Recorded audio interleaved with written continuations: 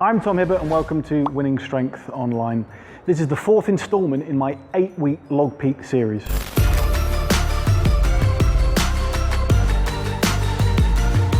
So you may have noticed that last week we didn't put a video out, and there are a few reasons for this.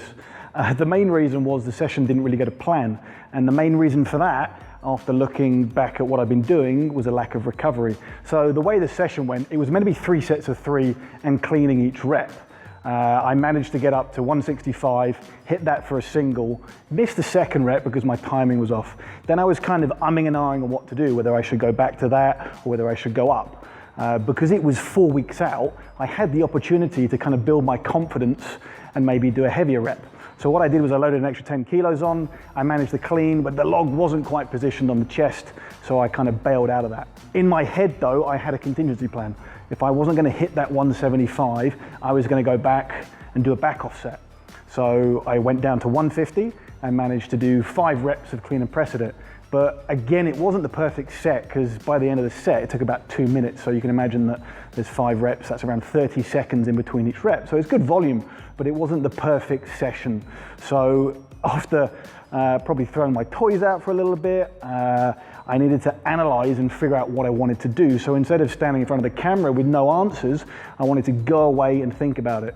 It also coincided with a holiday, so we weren't able to get the video together by the Friday because I was away by then. So by the Friday, I'd figured out exactly where my weaknesses were and what I needed to do to move forward. So after analyzing the program and my lifestyle factors, I came up with 3 areas that I needed to look at, work on, and improve.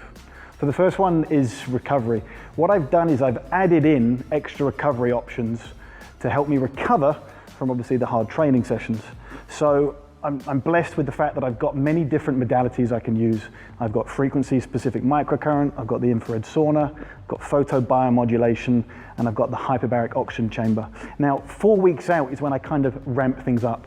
I remember speaking to Brian Shaw, and he would try and be batting around 90%, so he'd make sure that he'd be doing things 9 out of 10 right every day. If he's batting at 90% every day, by the time he gets to competition, he knows he's done all he can. Now, I tend to do it around 4 weeks out, where I get a little bit more monk-like and a little bit more strict with myself. So what I've done is I've managed to arrange cover at the gym. My colleague Owen is going to be able to run the gym floor whilst I spend an hour in the hyperbaric oxygen chamber, and I'm going to be able to do that at least 3 times a week. I'm upping the microcurrent frequency, so I'm utilizing more of the protocols to help me wind down and support my adrenals so I can recover from the workouts. And then I'm going to throw in the red light and the sauna whenever I can. The second element I wanted to really tighten up and analyze was nutrition. If I was looking at what I was eating and consuming each day, number one, the quality wasn't great and the calories weren't high enough. What I want to do is have a hypercalorie state because I'm trying to put on muscle mass. Most recently, all of my training has been done around 104 kilos. My goal is to go into this competition a little bit heavier, whether it's 107, 108, anything up to 110, because there is the option of, I think it's just short of a 24-hour weigh-in. So if I can weigh heavier during training, weigh in, and then replenish and recuperate and get back to 110 for competition day, my ability to move heavier weight is obviously going to be enhanced. This is the same tactic I used at under 90. I'm still quite new to being at this body weight. The last competition, I was at 104, 105 kilos. I didn't need a 24-hour weigh-in, but I was really struggling to move around. I feel a lot more comfortable now, but nutrition I've had to look at. So what I've done is there's a lot more red meat going in, a lot more rice going in, and I'm adding in post-workout nutrition for the first time in a very long time, just to get my calories up because I'm struggling to take it all in the form of solid food at the moment. The third and final element that I analyzed and made some changes to was the training program. So the number one thing I've done that's going to help me peak and lift heavier weights is the date in between, or the amount of days in between I lift the log. So what I did was the Monday that you didn't get a video log, I hit 165, but then I didn't log again until Tuesday. So what that did is it gave me 8 days between my log sessions, which was plenty to help me recuperate. Next week, I'm going to log heavily on Thursday, which is going to give me 9 days. After that, I'll be logging on Saturday, which is a further 9 days to recuperate. And then I've got 8 days before the competition, and I'm going to have a deload that week anyway, so peaking will be much easier.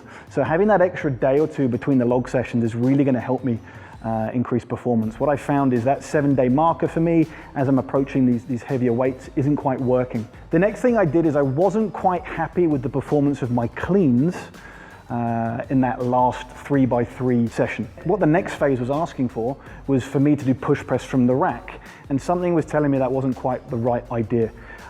So what I've done is I've changed, and this week I'm doing clean, and then I'm doing reps from the chest.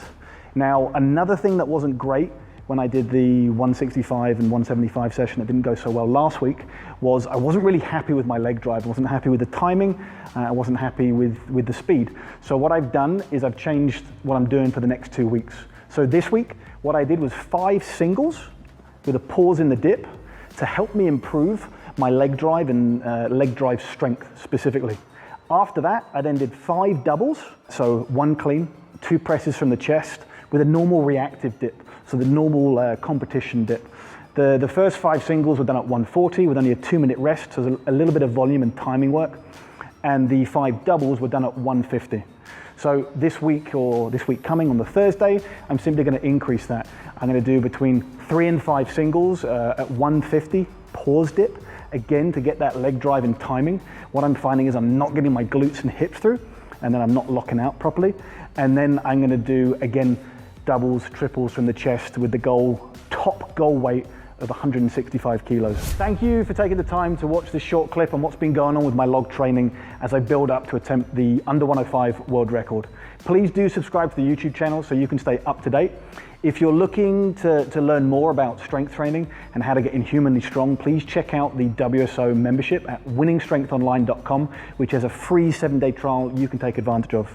Very, very soon, in the next couple of weeks, we're going to be releasing a brand new log program where we've filmed every single exercise. We give you the program, we film you the exercise, and take you through the process to help you achieve a new log 1RM.